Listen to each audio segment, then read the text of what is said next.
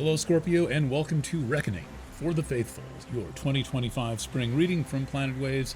I'm Eric Francis Compolino, your astrologer, here with an assessment of your solar chart, focusing in on the spring of 2025. This reading picks up in certain respects where the Awakening, the 2025 annual, written in audio, left off, although really what I'm planning to do is to go deeper into this one very unusual time frame that we are in right now.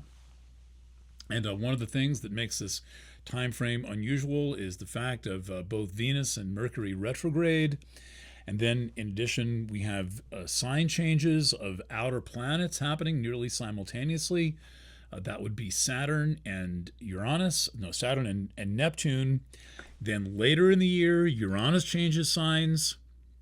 And then what's left? So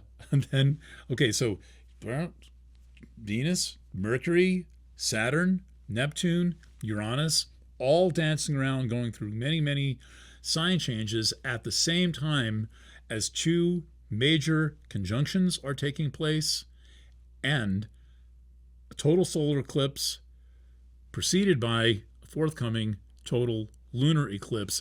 This is one heck of a spring. This is shooting the rapids. We are here shooting the rapids. So my intent here, I've already got your chart up on the screen. Wasn't planning on having it there, but you know all about it. You may have seen it before. Is what's up with this environment? Like, what environment? I mean like this scenario we all suddenly find ourselves into. What is really going on with this thing that is trying to turn the human soul into the world's biggest supercomputer? Like, what's the story there? And what is the effect this is having on us, because it is changing all of us, whether we realize it or not. Pardon me while I fidget around with my environment here, my personal environment here.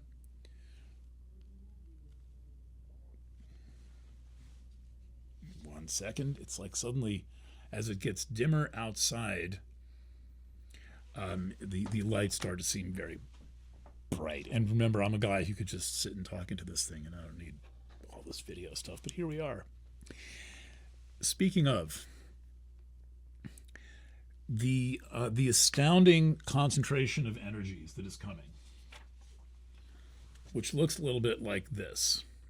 Normally the planets are fairly evenly distributed. They can form little groups and clusters, but usually they are, they look a little bit more like this. Well, by 2026, by early 2026, the sky is going to look like this. And all of this energy is going to be packed into here and here. A few other things are going on. There's some actors, moving around out in this region. Pluto, of course, is moving, toward the bottom of your solar chart. But really, the thing I am looking at is this concentration of factors in Pisces and Aries, which basically is already underway. And when there's massive astrological movement, and this really, the truth is, this all started last April with the solar eclipse that cut across the country, United States, last April, and that affected everyone everywhere in the world. And now we're seeing the kinds of effects that the behavior of the United States could have on the entire global community, in the form of Elon Musk with his chainsaw. This is complete theater, by the way. This is absolutely meaningless in any policy standpoint, except for the next stage of the digital revolution. And this is what we are in, wave after wave of the digital revolution. And the last big one, most people didn't even realize, was the digital revolution. And I wouldn't be surprised if some people may be watching, maybe not watching, probably not, or are still angry at me for, asking all the right questions in 2020. But at the end of the day, 2020 was a digital ascension. Basically, borrowing a term from Ross Perot, a great big sucking sound everything was vacuumed up to the astral plane. The astral plane being where we are hanging out right now.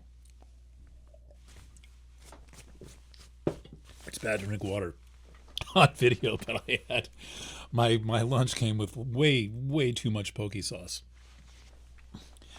Okay, so the reason this is about you, what there's like you got a big piece of this action.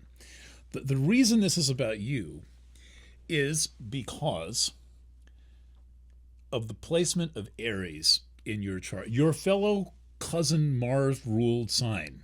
Two signs are ruled by Mars with a distant cousin known as Capricorn. So if you're wondering what Aries, Scorpio, and Capricorn have in common, it's the Mars connection.